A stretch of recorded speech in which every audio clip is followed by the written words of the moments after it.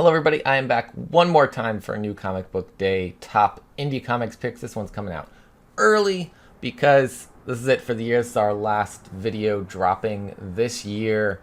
We'll be back with new top picks next year. I probably won't get the next FOC video out, but I will try to get a top indie comics picks video out for the first new comic book day of 2023. But let's talk about this week's picks. This is for December 28th. I unfortunately will not be able to go to my shop on December 28th to pick up the comics, but I will be going to get them as soon as I get back into town for that. So, let's talk about this. I have an honorable mention because it is the last issue of this series, and that is for We Only Find Them When They're Dead. It is issue 15. This book is... it's been going on since probably, I guess that would be probably around October 2020 or so, I think was the first issue, somewhere around there. And it's one that's actually, it's how my co-host for our interviews on here, Caroline's Comics, and I connected. We were talking about We Only Find Them When They're Dead. So it's a book that I think's got a personal connection to. Al Ewing is an incredible writer and has been building this fun sci-fi world. I guess maybe not fun, but intense. I love it. Simone DeMeo's artwork's been just incredible. There's so much happening in this story. I would love to see this world fleshed out even more, but I do like that they have these three arcs, these three eras, and an overarching story being told in each of those eras. Is the last issue. Time is something different to the gods, something that both exists to them and doesn't. In the thrilling sci-fi finale, new revelations arrive about the harvesting of God Crystal and its connection to the fabric of the temporal universe. Discover the final mysteries of this mind-bending series and the ultimate cosmic choices that will question the very nature of free will itself. This is my honorable mention because of all that. And then let's get into the top 10. Number 10, we've got West of Sundown, number 7 from Vault Comics, from Aaron Campbell, Tim Seeley, and Jim Terry.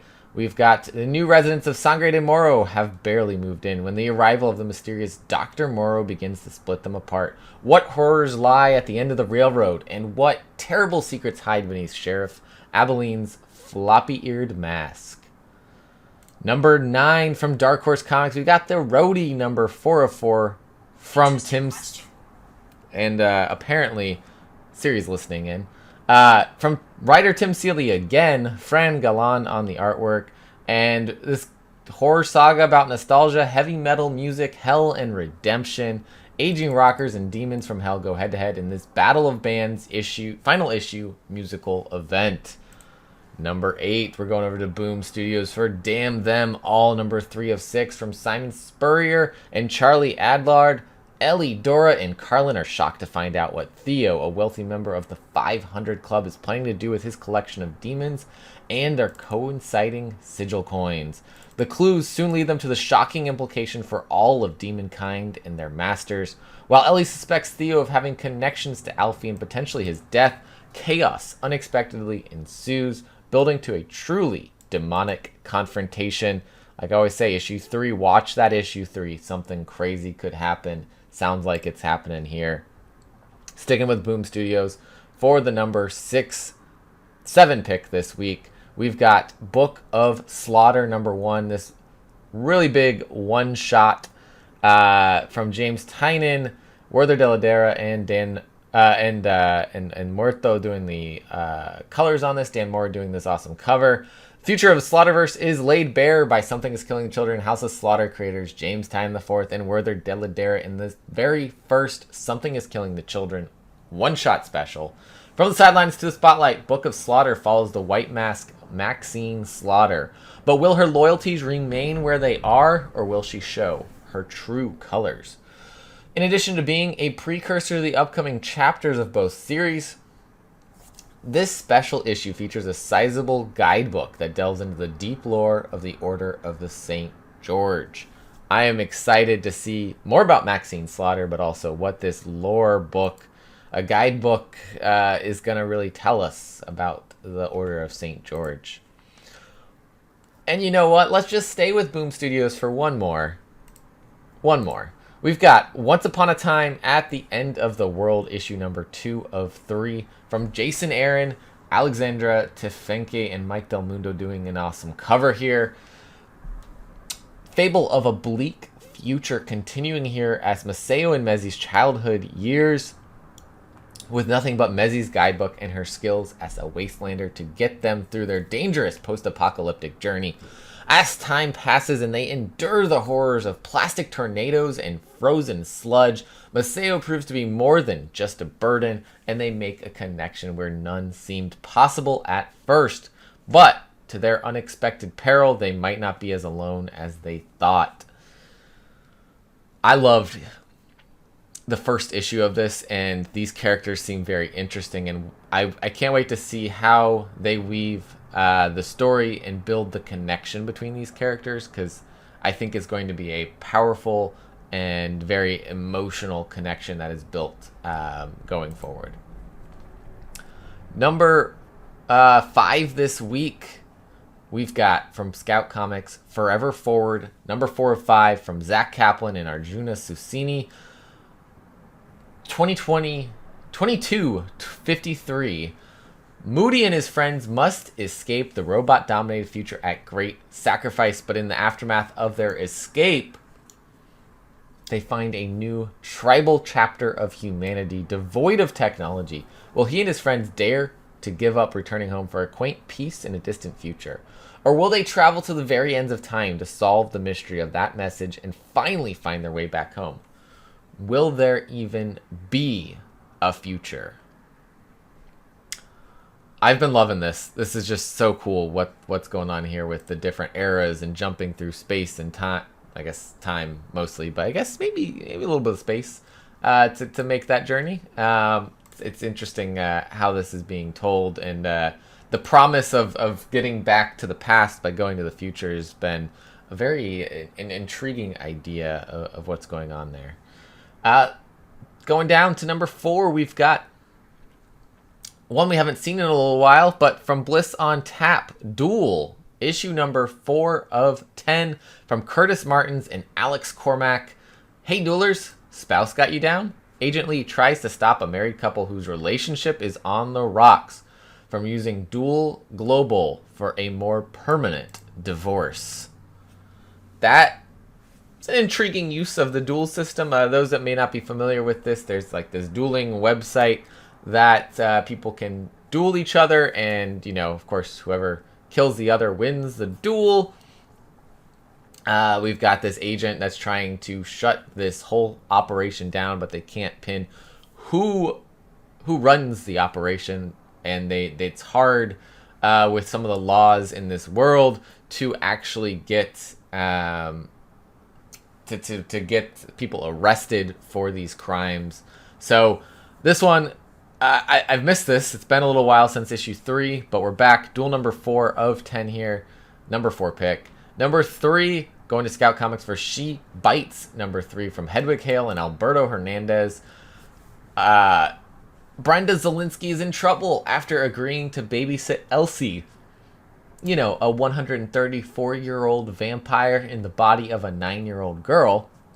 A fun night at the mall turns into a nightmare when disposing of a body gets added to her list of babysitter duties.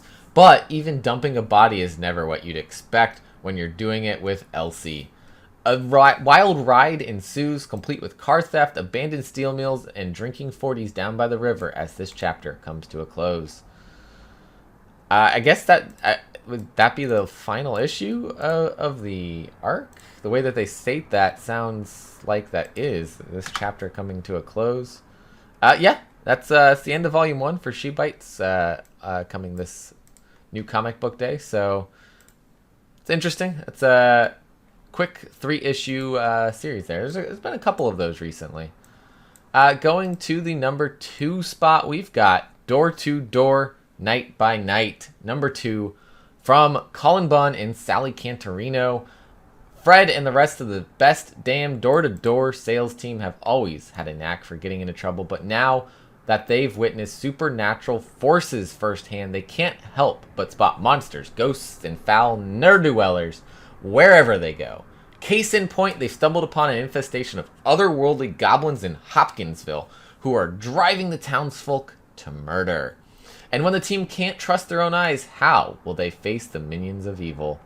I love this. These door-to-door salespeople suddenly becoming these like supernatural hunters and fighting the forces of evil. It's fantastic. Another Colin Bunn masterpiece coming here, and Sally Cantorino is one of the best horror artists out there.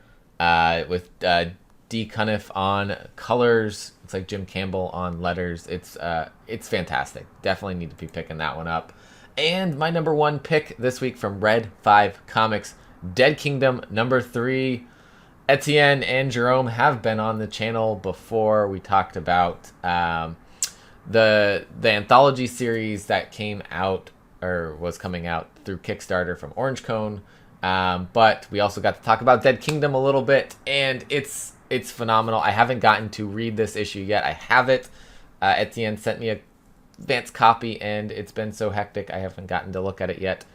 But if I can, I'm going to drop a review before next Wednesday for you guys, so be on the lookout for that. I'll post it on Twitter, on Instagram for you guys to link over to the website. youpromisemecomics.com is where we put all of our written reviews out, and then at some point I try to get a video review of that written review put on the channel for you as well. But Dead Kingdom number 3, you can read my reviews for number 2 and number 1 right now on the website, link down below. In this issue, as we explore who made this man a soldier, Kane's origin is told. A lonely baby left in the woods next to his dead mother. Kane is found by the legendary Commander Arthur, who saw not only a child, but a future soldier waiting to be molded into the perfect image of himself. But is Kane more than a ruthless killer? Will he stand in front of injustice and become the man he is destined to be? So we're getting a little bit of a flashback episode here for this issue, and hopefully that, it rounds out Kane's character more, and we can see his motivations going forward as we deal with this zombie plague going on in the Middle Ages. Just a fantastic fantasy supernatural story that we've got kind of going on here in Dead Kingdom. So check this one out if you haven't already. Red 5 Comics should have some copies, I think, available on their website.